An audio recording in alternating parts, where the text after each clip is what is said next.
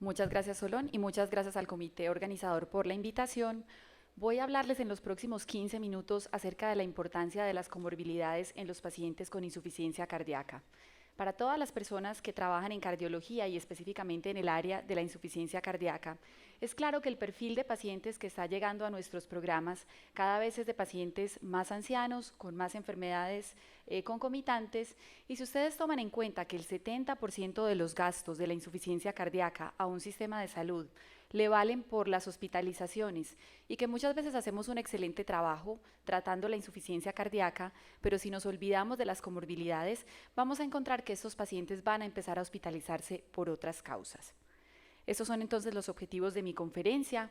Voy a hablarles de la prevalencia de las comorbilidades. En segundo lugar, voy a hablarles de su relación con el pronóstico. Voy a referirme a algunas de ellas. Es imposible en 15 minutos hablar de todas, pero voy a hablarles de las que a mi modo de ver son las más importantes y finalmente voy a darles algunas conclusiones. Si evaluamos qué tan frecuentes son las comorbilidades en los pacientes con insuficiencia cardíaca, los datos de la prevalencia van a variar dependiendo del registro que revisemos. Si hablamos de un registro de pacientes con insuficiencia cardíaca aguda, como el registro ADHERE, van a observar que hay una mayor frecuencia de pacientes con enfermedad renal, porque vamos a tener un grupo importante de pacientes que van a estar agudizados. Y si miramos algunos otros registros de pacientes de insuficiencia cardíaca crónica, vamos a encontrar que la anemia y la diabetes son comorbilidades muy importantes. Quiero referirme a estas cuatro. La enfermedad pulmonar obstructiva crónica, en primer lugar, es un reto para nosotros cuando tenemos un paciente que tiene insuficiencia cardíaca y a su vez tiene POC, porque muchas veces la interpretación de los síntomas es difícil para el clínico y en oportunidades vamos a necesitar ayudas adicionales como los biomarcadores para definir si lo que predomina es el cuadro de la insuficiencia cardíaca o si es el cuadro respiratorio del paciente. En segundo lugar, la enfermedad renal.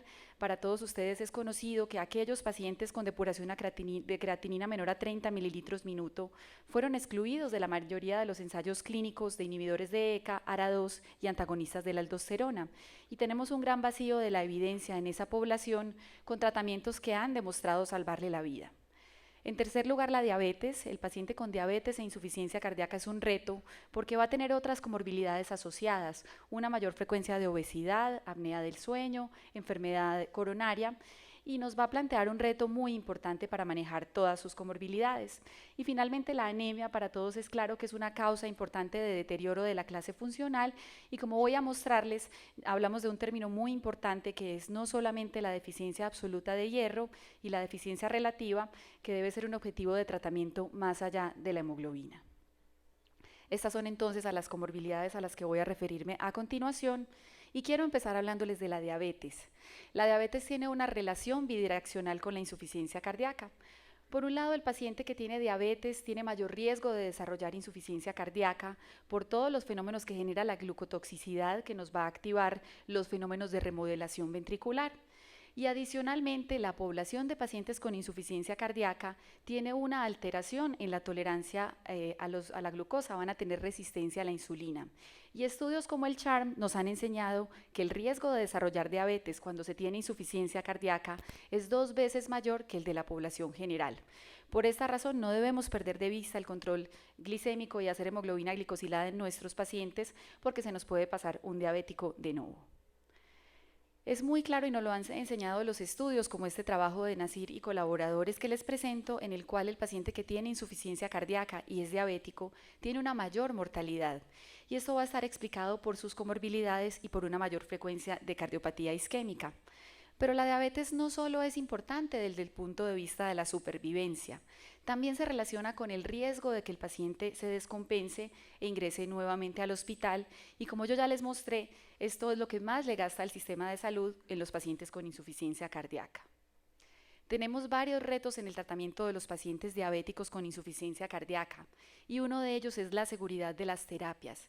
Aquí les presento 4 de los grupos farmacológicos que utilizamos para tratar a los pacientes. La metformina, que por mucho tiempo estuvo proscrita en esta población, ya es muy claro que tiene un efecto cardioprotector y que solamente se restringe en aquellos pacientes que tienen una insuficiencia renal avanzada. En segundo lugar, las sulfonilúreas tienen un gran problema y es que causan hipoglicemia en esta población de pacientes. En tercer lugar, las tiazolidinedionas que no deben utilizarse en pacientes clase funcional 3 y 4 por el riesgo de empeorar los signos de congestión.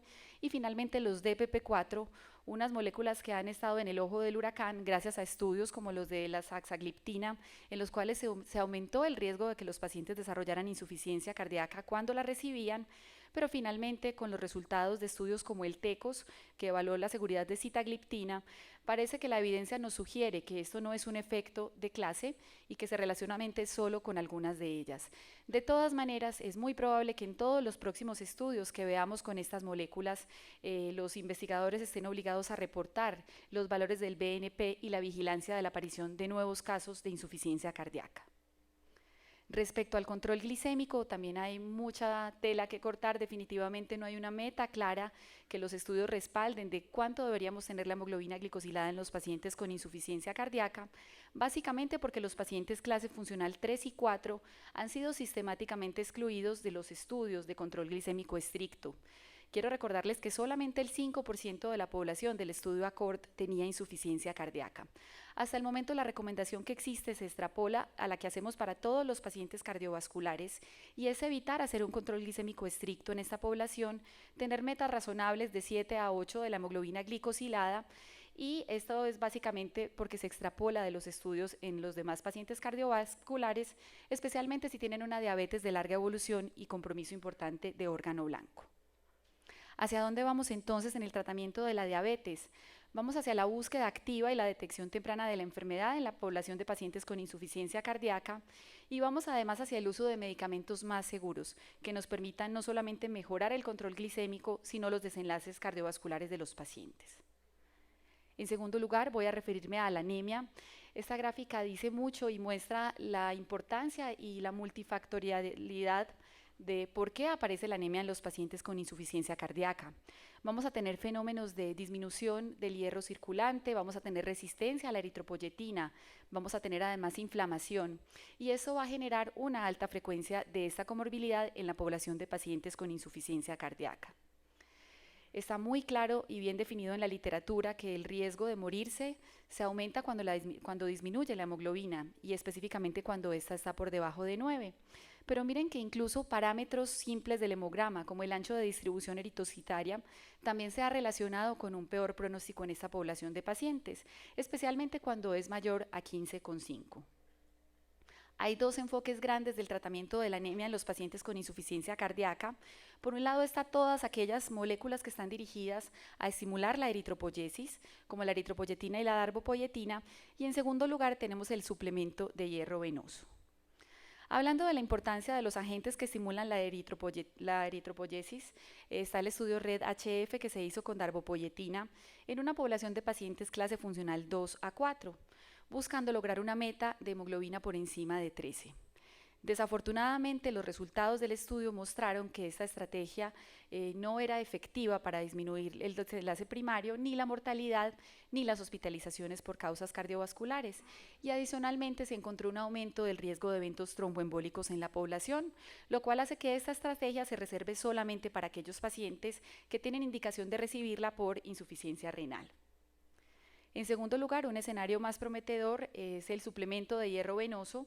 Estos son los resultados del estudio CONFIRM-HF con carboximaltosa férrica, que vinieron a confirmar los estudios del FAIR-HF, en el cual se encontró que en aquella población de pacientes que tenían función reducida y una deficiencia absoluta de hierro, definida como una ferritina menor a 100, o relativa, cuando tenían ferritina entre 100 y 300, y una transferrina menor al 20%, una saturación, se encontró que el suplemento de hierro permitía mejorar la clase funcional dado por la medición de la caminata de 6 minutos. ¿Hacia dónde vamos en el tratamiento de la anemia? Vamos hacia la búsqueda activa de la deficiencia de hierro en aquellos pacientes a los cuales ya les hemos brindado todo el tratamiento farmacológico recomendado por las guías y persisten en una clase funcional avanzada, considerando no solamente la anemia, sino también la deficiencia absoluta y relativa de hierro. Y definitivamente la suplementación de los estimulantes de la eritropoyesis quedan en un segundo plano para aquellos pacientes que tienen su indicación por enfermedad renal concomitante. La enfermedad renal Es la tercera comorbilidad a la que voy a referirme. Hemos escuchado mucho hablar de esta comorbilidad durante toda la mañana. Para todos es muy claro que es malo tener falla renal y falla cardíaca y adicionalmente aquellos pacientes que deterioran su función renal tienen un mayor riesgo de morirse, como lo vemos en el estudio de Smith y colaboradores. En este metaanálisis se incluyeron todos los estudios que evaluaron este factor pronóstico que es adverso. Sin embargo, en los últimos 10 años hemos aprendido mucho acerca de la interrelación del corazón y el riñón. Y desde el 2008, cuando se publicó la clasificación de Ronco para el síndrome cardiorrenal, no habíamos encontrado una propuesta que nos permitiera reevaluar qué sucede en aquellos pacientes. Este trabajo de Dahlman y colaboradores que se publicó recientemente nos sugiere que debemos replantear un poco nuestro papel y digamos que la interacción cardiorrenal. Miren, recuerden que a veces cuando uno inicia terapias como los antagonistas de la aldosterona, los IECAS y los ARA2, los pacientes tienen un empeoramiento transitorio de la función renal. Pero si el paciente se hace un seguimiento adecuado y si la condición clínica del paciente mejora, estamos hablando no de una injuria renal aguda, sino de una pseudo injuria renal aguda.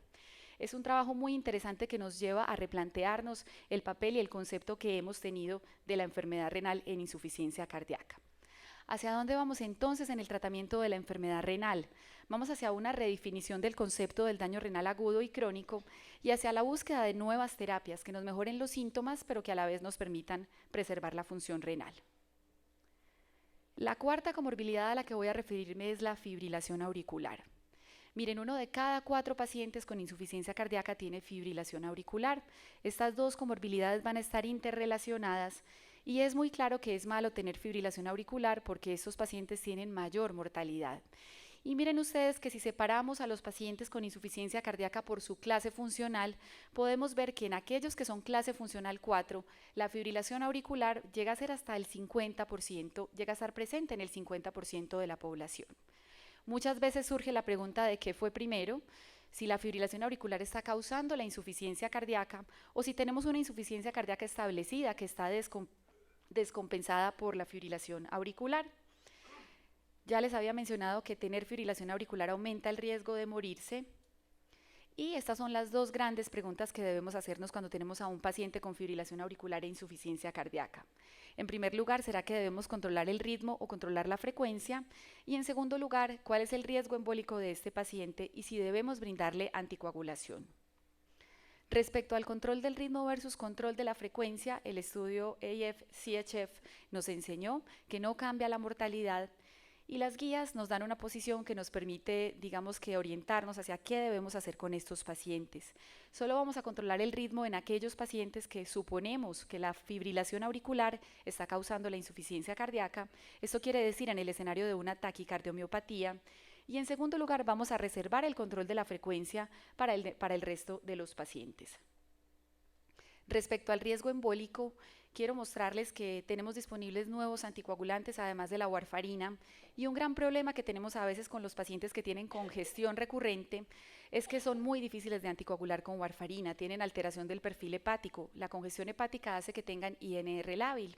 Esta es una tabla donde ustedes pueden ver el porcentaje de pacientes con insuficiencia cardíaca que se incluyeron en los estudios de los nuevos anticoagulantes. Y recientemente se publicó el metaanálisis de Sion y colaboradores, donde se evalúa la eficacia y seguridad de los nuevos anticoagulantes en el escenario de pacientes con insuficiencia cardíaca y da una tranquilidad respecto a que son igualmente eficaces para evitar el riesgo de embolia al sistema nervioso central, pero tienen una ventaja grande y es que hay una reducción del sangrado intracraneal que llega a ser hasta del 42%, básicamente por esa labilidad, el INR lábil de esta población. ¿Hacia dónde vamos entonces en el tratamiento de la fibrilación auricular? Bueno, vamos hacia una redefinición del control del ritmo.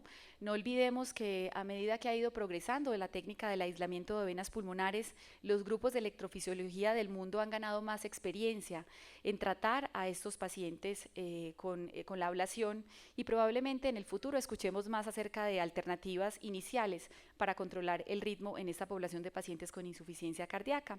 Y nuevamente vamos buscando nuevas estrategias que nos permitan disminuir el riesgo de embolia sin aumentar el sangrado. Ya para terminar, voy a referirme a la apnea del sueño. El 60% de los pacientes con insuficiencia cardíaca tienen apnea del sueño, ya sea de origen central o periférico. La apnea del sueño tiene varios desencadenantes hemodinámicos que no van a ser buenos para el corazón, va a aumentar el tono simpático, va a aumentar la precarga y todos estos eventos van a generar congestión pulmonar. Pero ¿qué pasa si nosotros tratamos la apnea del sueño? Hasta el momento existían varios estudios observacionales que sugerían que era un blanco terapéutico importante, pero recientemente se publicaron los resultados del estudio SERVE-HF, donde se utilizó la servoventilación, una estrategia para tratar la apnea central del sueño en esta población de pacientes con insuficiencia cardíaca y fracción reducida. Desafortunadamente, el estudio mostró que al tratar la apnea central en este grupo de pacientes con insuficiencia cardíaca, se incrementaba la mortalidad por todas las causas y la muerte por causas cardiovasculares, lo cual nos lleva a replantearnos si realmente la apnea central es un mecanismo adaptativo o un blanco terapéutico en la insuficiencia cardíaca.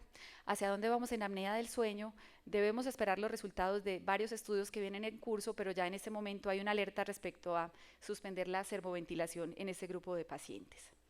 Ya para concluir, quiero recordarles que las comorbilidades son muy frecuentes en los pacientes con insuficiencia cardíaca.